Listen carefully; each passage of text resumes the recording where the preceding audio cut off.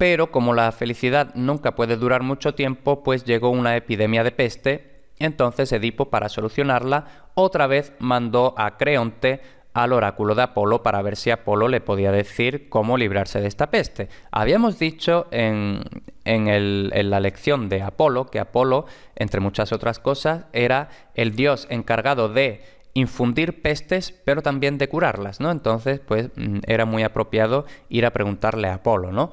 Entonces, Apolo, que aparte lo sabía todo, pues le dijo que esta peste era causada por el asesinato de Layo y que esta peste solo se iría cuando el asesino que estaba dentro de la ciudad fuera expulsado de la ciudad.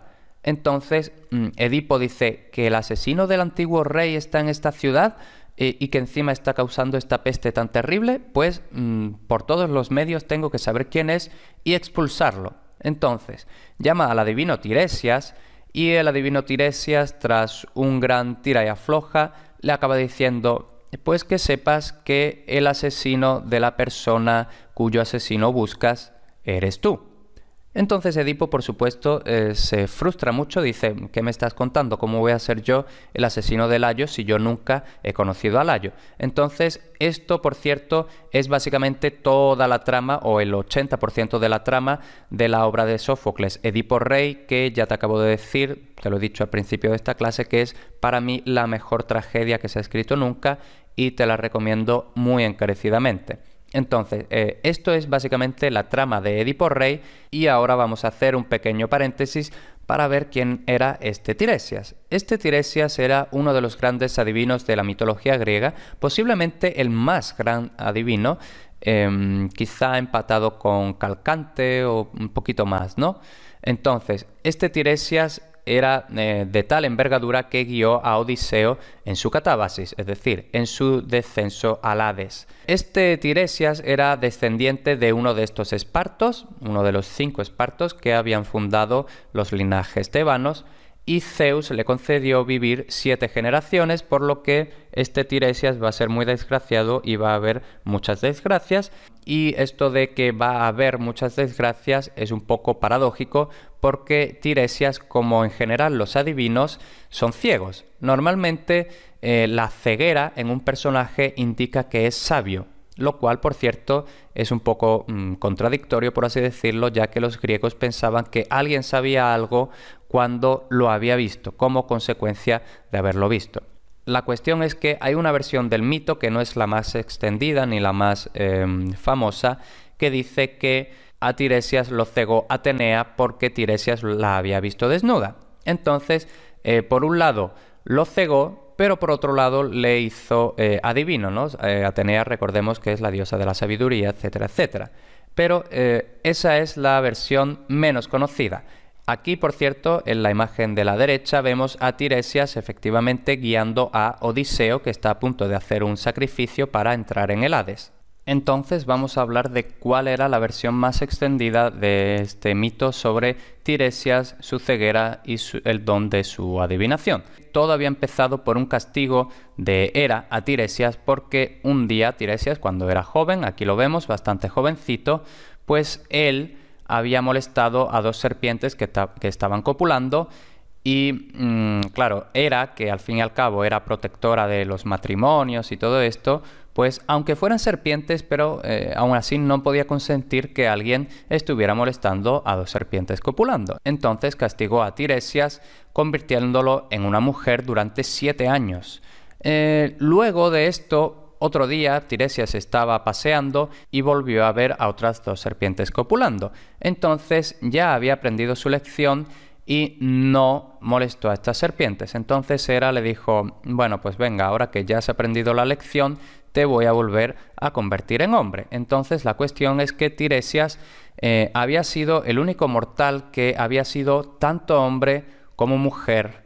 Esa es la razón por la que un día que estaban discutiendo Zeus y Hera, para variar, pero en esta ocasión era una disputa más bien intelectual, ¿no? Entonces decía Zeus que son las mujeres las que disfrutan más durante el sexo y Hera decía que no, que son los hombres los que disfrutan más durante el sexo. Entonces dijeron, bueno, pues vamos a preguntarle a la única persona que ha tenido las dos experiencias, que ha sido mujer y que ha sido hombre.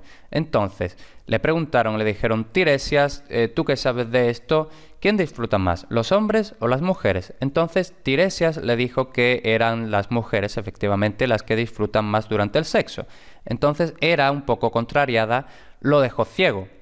Pero Zeus, para compensarlo por esto, le concedió el don de la adivinación. No sabemos muy bien por qué Zeus y no Apolo, por ejemplo, que era el dios de la adivinación, le concedió la adivinación, pero la cuestión es que la historia fue así.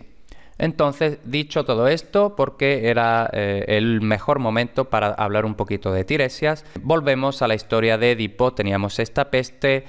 Tiresias le dice que había sido él mismo el que había matado a Layo y que si no lo creía, que preguntara. Entonces, si recordamos, cuando Edipo mató a Layo sin saber que era Layo, había escapado uno de los escoltas. Entonces trajeron a este escolta, que estaba así ya se había retirado de toda esta vida, entonces estaba en los campos muy tranquilito con su ganado y todo esto, porque ya no quería saber más nada de las altas esferas.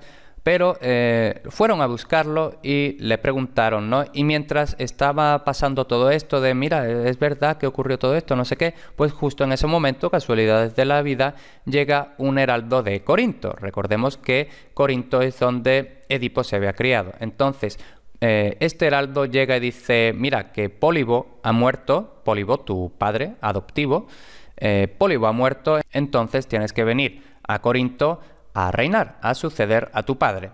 Entonces, en el medio de todo este ajetreo, el escolta este que había escapado de la pelea, al final acaba confirmando muy a regañadientes otra vez, igual que Tiresias lo había hecho al principio.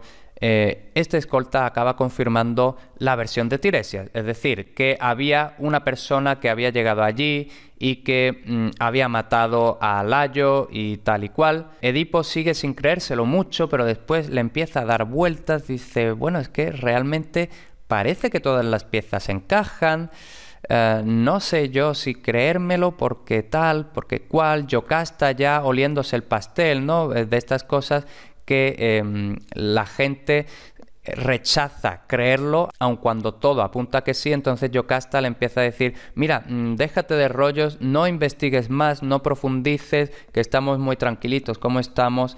Y Edipo, que yo que esto lo tengo que saber, no sé qué, no sé cuánto. Y bueno, al final Edipo acaba creyendo a Tiresias de que efectivamente él era el hijo de Layo, y que él había matado a Layo y que había yacido con su madre Yocasta. Entonces, Yocasta, una vez que ya se ha descubierto todo el pastel, pues no se le ocurre otra cosa que suicidarse, y Edipo se ciega con los propios broches de su madre. Vemos otra vez que tenemos aquí el tópico este de la ceguera, es decir, Edipo se ciega como para, o sea, por supuesto, como un autocastigo, como una autoflagelación, pero también como para decir, ahora que ya sé todo esto, ahora que ya sé la verdad, ya no me sirven de nada los ojos, ¿no? Entonces es un poco como a Tiresias, que se volvió ciego cuando consiguió el don de la adivinación, ¿no? Y ahora vamos a ver un fragmento, los versos 1241 y siguientes de Edipo Rey, que ya sabes que a mí me chifla esta obra, y además esta traducción está hecha por nada más y nada menos que por mí. Este fragmento es de cuando ya se ha descubierto todo el pastel y está hablando de Yocasta. Llega el personaje del mensajero en la obra, en la tragedia, y cuenta que Yocasta ha muerto. Entonces le preguntan, ¿y cómo ha ocurrido esto? Entonces él dice, cuando abrumada por la cólera entró en el vestíbulo, se lanzó inmediatamente hacia el lecho nupcial, mesándose los cabellos con ambas manos. Cuando hubo entrado, cerrando por dentro las puertas, llama a Layo, ya muerto desde hace tiempo, con el recuerdo de su antigua simiente, por cuyas manos iba a morir él mismo y a dejar a su madre como funesto medio de procreación para sus hijos. Entonces aquí vemos que Yocasta empieza a llamar a su antiguo marido, Layo, ya muerto desde hace tiempo, con el recuerdo de su antigua simiente, es decir, su esperma que engendraría a su propio asesino. Y además iba esta descendencia suya iba a dejar a su madre como funesto medio de procreación para sus hijos, es decir, su madre iba a ser madre de los hijos de sus propios hijos. Deploraba el lecho donde desdichada había engendrado doble descendencia, de un esposo, es decir, de Layo había engendrado a Edipo, que luego también sería su esposo, y unos hijos de unos hijos, es decir, a Eteocles, Polinices, Ismene y Antígona, de su propio hijo Edipo. Y a partir de esto ya no sé cómo murió, pues Edipo, dando gritos, irrumpió, por cuya causa no fue posible contemplar hasta el final el infortunio de aquella, sino que fijábamos la vista en aquel que daba vueltas. En efecto, iba y venía hasta nosotros pidiendo que le diéramos una espada y preguntando dónde podría encontrar a la esposa que no era esposa, doble seno materno, suyo y de sus hijos. A él, furibundo, algún dios se la mostró, pues no fue ninguno de los hombres que estábamos allí cerca, y gritando cosas horribles como guiándolo a alguien, se dirigió a las puertas dobles y desde los bajos abate los cerrojos y se precipita a la habitación donde a la mujer colgada observamos, suspendida por retorcidos lazos. Cuando él la ve, el infeliz, lanzando espantosos alaridos, afloja la cuerda que la sostenía. Una vez que en tierra yacía la infortunada, fue horrible de ver lo siguiente. Y ahora un poquito de aviso, no de spoiler, sino de que viene una escena un poquito desagradable. Y es que tras arrancar del vestido los dorados broches con los que se adornaba ella, los alzó y se golpeó las cuencas de los ojos, diciendo tales cosas, que no lo verían a él ni los males que había padecido ni los que había cometido, sino que en la oscuridad el resto del tiempo verían a los que no debía y no conocería a los que deseaba. Haciendo tales imprecaciones una y otra vez, y no sólo una, se golpeaba enardecido los ojos, las pupilas ensangrentadas por igual humedecían sus mejillas y no soltaban chorreantes gotas de sangre, sino que por igual una negra tormenta torrencial lo cubría de sangre. Esto a causa de los dos estalló, no de uno solo. Pero para el hombre y la mujer mezcladas están las desgracias. Su legendaria felicidad de antes era previamente una felicidad propiamente dicha. Ahora, en cambio, este día es llanto, ruina, muerte, vergüenza, y de todos los males que tienen nombre, ninguno falta. Vemos que es una escena muy poderosa, muy funesta y muy salvaje, muy violenta. Así es más o menos como termina la tragedia de Edipo Rey, que, insisto otra vez, tienes que leerla, así que te dejaré en las notas de la lección un enlace para que puedas comprar esta magnífica obra y en realidad todas las obras de Sófocles.